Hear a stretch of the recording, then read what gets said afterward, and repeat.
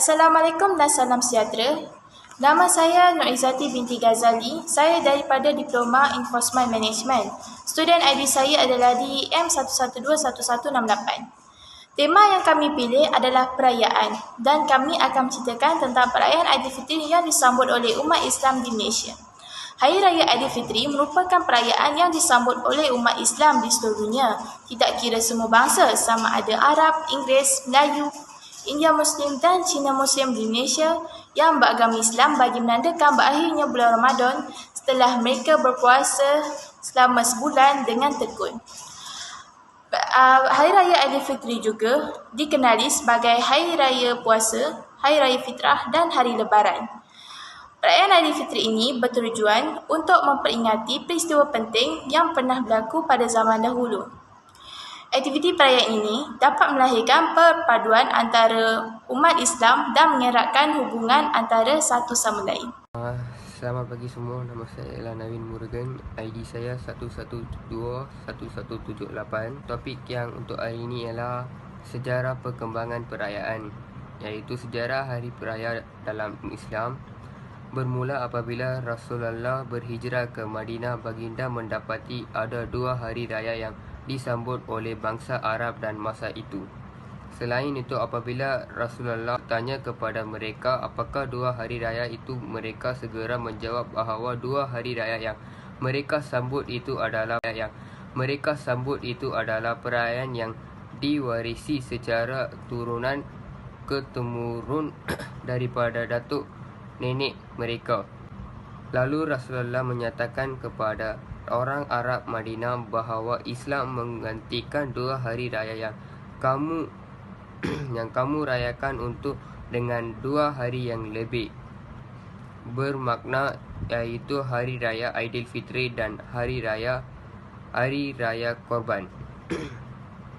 Akhirnya, konsep Hari Raya dalam Islam jelaskan menunjukkan bahawa ialah adalah perayaan keagamaan yang disambut di atas landasan agama. Maka hari raya yang diaraikan itu adalah satu ibarat. Terima kasih. Ciri-ciri amalan dalam keunikan perayaan tersebut. Disambut pada 1 Syawal tahun Hijrah setelah 6 bulan dapat dilihat pada penghujung bulan Ramadan. Pada pagi hari raya Aidilfitri, selalunya sebelum dan sejurus sesudah menunaikan solat hari raya Aidilfitri, umat Islam yang telah kehilangan saudara mara mengunjungi pusara mereka dan menghadiahkan surah Al-Fatihah atau bacaan Yasin. Amalan tradisi kunjung memunjung dan rumah terbuka tanpa mengira bangsa dan agama. Berbagai juadah tradisional disediakan seperti ketupat, rendang, kuih raya dan sebagainya. Amalan tradisi yang sering diamalkan pada hari perayaan ini ialah memberi duit raya, kunjung dan rumah terbuka tanpa mengira bangsa dan agama. Berbagai juadah tradisional disediakan seperti ketupat, rendang, kuih raya dan sebagainya. Amalan tradisi yang sering diamalkan pada hari perayaan ini ialah memberi duit raya kepada kanak-kanak melalui sampul raya. Selamat sejahtera. Nama saya Pavitran. ID saya DEM 1121011. Sekarang kita melihat simbol dan makna di sebalik perkembangan perayaan Hari Raya Aidilfitri. Simbol yang terkenal bagi Hari Raya di Malaysia adalah ketupat, iaitu makanan tradisional orang Melayu. Ketupat adalah juadah istimewa yang sering dihidangkan pada Hari Raya oleh umat Islam. Seterusnya, ketupat adalah nasi yang dikukus dalam anyaman daun kelapa atau daun palas. Simbol lain yang diteraskan Islam seperti kalimah Allah dan Nabi Muhammad, tumbuh-tumbuhan, buah-buahan dan geometri yang tiada unsur haram juga digunakan sebagai simbol bagi Hari Raya Aidilfitri. Terima kasih.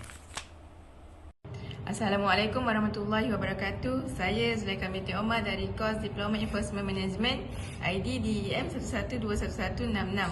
Impak itu, saya Zulaikha binti Omar dari kos Diploma Enforcement Management, ID DEM 11211666. Impak keunikan perayaan kepada negara ialah masyarakat di Malaysia dapat beramah mesra dengan kaum lain sepanjang masa tanpa mengira bangsa maupun kaum seseorang itu. Yang kedua ialah perayaan Aidilfitri akan lebih meriah dan mudah dicapai kerana ia dapat disambut pada setiap tahun. Yang ketiga ialah dapat meraihkan lagi hubungan silaturahim antara umat Islam dan meningkatkan imej negara Malaysia. Akhir sekali, menambahkan ilmu pengetahuan mengenai budaya sesebuah kaum seperti adat rasam yang dinamakan ketika mengunjung rumah umat Islam pada Hari Raya Aidilfitri. Itu je. Assalamualaikum dan selamat sejahtera. Nama saya Norazon Natasha binti Abdullah, student ID DEM 11211665.